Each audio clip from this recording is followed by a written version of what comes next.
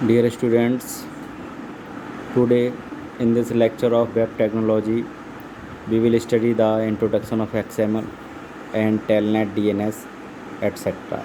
Students, आज हम दो तीन टॉपिक के बारे में डिस्कस करेंगे, जैसे कि XML के बारे में, टेलनेट के बारे में, DNS के बारे में आज के लेक्चर में हम डिस्कस करेंगे। तो स्टार्ट करते हैं इंट्रोडक्शन टू XML से। XML known as extensible markup language, जिसे हम कहते हैं, is a markup language that define a set of rules for encoding documents in a format। किसी भी डॉक्यूमेंट को फॉर्मेट में इनकोड करने के लिए जो XML है वो एक सेट ऑफ रूल्स प्रोवाइड करती है, डिफ़ाइन करती है। उसके आधार पर हमें कोडिंग करनी होती है। That is both human readable and machine readable. और ये जो फॉर्मेट होता है वो ह्यूमन रीडेबल भी होता है और मशीन रीडेबल भी होता है। The design goals of XML focus on simplicity, generality and usability across the internet. जो डिज़ाइन का उद्देश्य है XML का वो ये है कि ये सिंप्लिसिटी पे फोकस करता है, जनरलिटी पे फोकस करता है और यूजिबिलिटी पर फोकस करता है अक्रॉस द इंटरनेट के पर। जो भी हमारी सिंप्लिसिटी है XML की, जनरलिटी और यूजिबिलिटी ही इसका डिज़ाइन का गोल है। It is a textual data format with strong support bye Unicode for different human languages. और ये जो है एक टेक्सचुअल डेटा फॉर्मेट है और जो एक स्ट्रॉन्ग सपोर्ट है बाय यूनिकोड, जो कि एक यूनिकोड के द्वारा डिफरेंट ह्यूमन लैंग्वेजेस को एक सपोर्ट प्रोवाइड कराता है XML। although the design of XML focuses on documents, the languages is widely used or representation of arbitrary data structure such as those used in web services। इनका कहने का मतलब है जो डिज़ाइन है XML की वो फोकस करती है किस पर, डॉक्यूमेंट्स पर, और लैंग्वेज जो कि वाइडली यूज़ होती हैं किसी भी रिप्रेजेंटेशन के लिए आर्बिट्ररी डाटा के, such as those used in web services, जैसे कि वेब सर्विसेज में यूज़ की जाती हैं। XML stands for extensible markup language. Extensible markup language इसे कहते हैं XML को। XML is a markup language, एक मार्कअप लैंग्वेज है। And XML is designed to store and transport data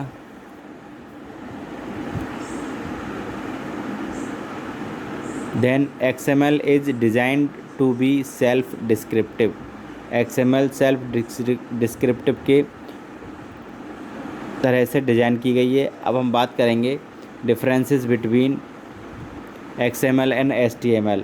तो जो पहला डिफरेंस है इनमें वो क्या है, XML is designed to carry data emphasising on what type of data it is. जो XML है वो डेटा को एम्फेसाइज करने के लिए एक डिज़ाइन कैरी करता है और ये भी बताता है कि किस टाइप का डेटा ये है।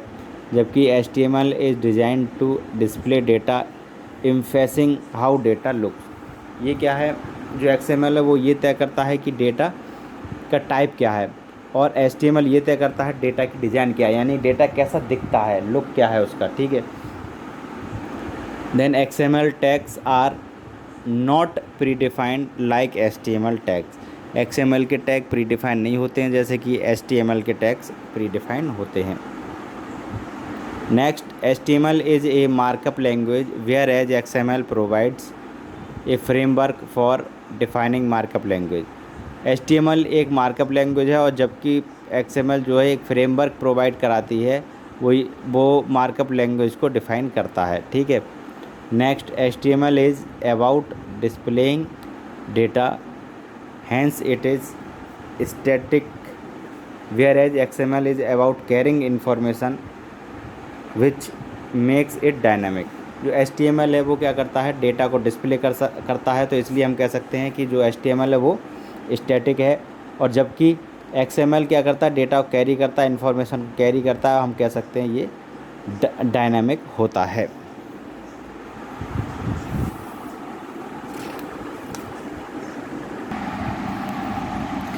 अब बात करते हैं टेलनेट की। टेलनेट क्या होता है? Telnet facility is also called remote login facilities. Telnet facility remote login facility भी कहलाती है। By use this service we can work any computer which is placed at any remote location. इस facility का use करके या इस service का use करके हम किसी भी कंप्यूटर को पर वर्क कर सकते हैं जो रिमोट लोकेशन में प्लेस्ड है। In such a manner we are doing our work on that computer. और इस तरीके से हम रिमोट लोकेशन पर एक्सेस करके उस कंप्यूटर पर अपना वर्क कर सकते हैं। As it is remote login protocol, जैसा कि टेलनेट के बारे में जानते हैं कि ये एक रिमोट लॉगिन प्रोटोकॉल है। And we can use Microsoft remote desktop manager.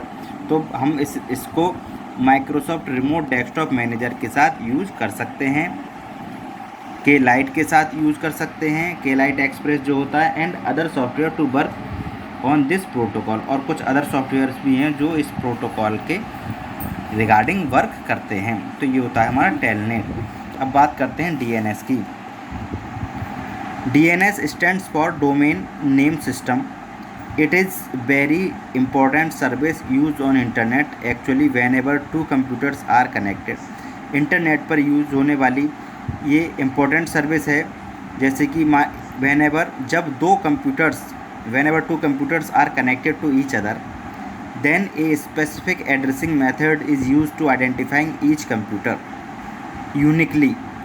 जब दो कंप्यूटर कनेक्ट होते हैं एक दूसरे से तो एक स्पेसिफिक एड्रेसिंग मेथड यूज होता है जो दोनों कंप्यूटर को आपस में यूनिकली आइडेंटिफाई करता है। ऐसा मेथड होगा जो कि ठीक है, ऐसा मेथड होगा जो कि ये डिफाइन करेगा कि सिस्टम का एड्रेस क्या है, यानी यूनिकली दोनों सिस्टम का एड्रेस वो प्रोवाइड कराएगा। And the most common addressing method is IP address. और जो मोस्ट कॉमन एड्रेसिंग मेथड है वो है IP address. IP address is a specific address of any computer information of numbers, यानी कि आईपी एड्रेस एक स्पेसिफिक एड्रेस है किसी भी कंप्यूटर जो कि कंप्यूटर को नंबर्स के थ्रू इन्फॉर्म करता है। IP address is a collection of 4 different numbers. 4 different number का कलेक्शन होता है IP address. And all these numbers are separated by dot. और ये जो चारों नंबर होते हैं वो सेपरेटेड होते हैं एक डॉट के द्वारा, डॉट सिंबल के द्वारा। And these numbers are called quad. और इन नंबर्स को क्वाड कहा जाता है। ठीक है, the value each quad worries from 0 to 255, यानी कि 0 से लेकर 255 तक एक क्वाड की वैल्यू होती है। इतने इसमें हमारे सिस्टम अटैच हो सकते हैं। And the combination of all 4 quad makes an IP address. और जो 4 क्वाड हैं उनका जो कम्बिनेशन है वो एक आईपी एड्रेस को बनाता है। And within a network, और एक नेटवर्क के अंदर no more than 1 computer have same IP address, यानी कि कोई भी कंप्यूटर का आईपी एड्रेस सेम नहीं होगा। सारे जितने भी कंप्यूटर हमारे नेटवर्क से जुड़े होंगे, कनेक्टेड होंगे, तो उनका आईपी एड्रेस डिफरेंट ही होगा। And within internet there are million of computers are connected. और इंटरनेट की बात करें तो उस पर मिलियंस ऑफ कंप्यूटर कनेक्टेड हैं। तो हम कह सकते हैं there are million of computers are connected to each other, एक दूसरे से। And it is very typical to remember IP address. तो ये बहुत ही टिपिकल होगा किसी भी आईपी एड्रेस को याद करना। किसी भी नेटवर्क की अगर हम बात करें, मान लीजिए 50 कंप्यूटर हैं तो 50 कंप्यूटर का आईपी एड्रेस याद रखना बहुत टिपिकल हो जाएगा। 100 हैं या 200 हैं, मिलियंस का आईपी एड्रेस याद करना दिक्कत हो जाती है, क्योंकि नंबर को याद करना प्रॉब्लम होती है। किसी टेक्स्ट को याद हम आसानी से कर सकते हैं। Then IP address of various computer और server to overcome this problem. इस प्रॉब्लम को कम करने के लिए a specific naming method is use. एक स्पेसिफिक नेमिंग मेथड यूज होता है सिस्टम के लिए जो स्पेसिफिक कंप्यूटर को आइडेंटिफाई करता है। And this name is called domain name. और इस नेम को डोमेन नेम कहा जाता है। It is the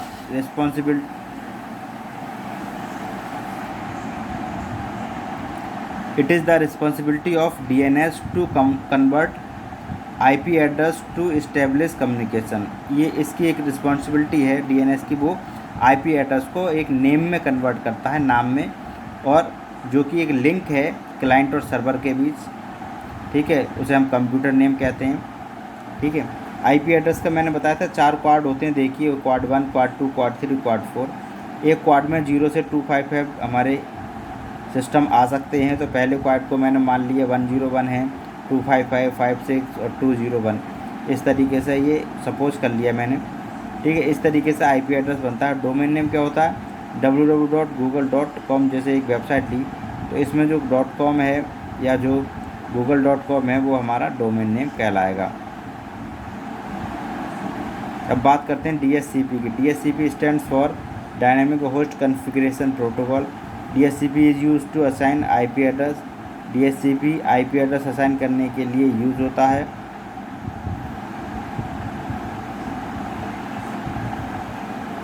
particular domain system के लिए आईपी एड्रेस प्रोवाइड करने का काम करता है ये, which is connected with DHCP server, जो कि DHCP सर्वर से कनेक्टेड होता है। DHCP results the IP address for particular client, और जो DHCP है वो पर्टिकुलर क्लाइंट के लिए आईपी एड्रेस रिजल्ट करता है फॉर ए लिमिटेड टाइम, एक लिमिटेड टाइम के लिए, and that time period is called lease time. एक लिमिटेड टाइम के लिए जब कोई भी कंप्यूटर किसी भी नेटवर्क में अगर एड्रेस प्रोवाइड कराती है या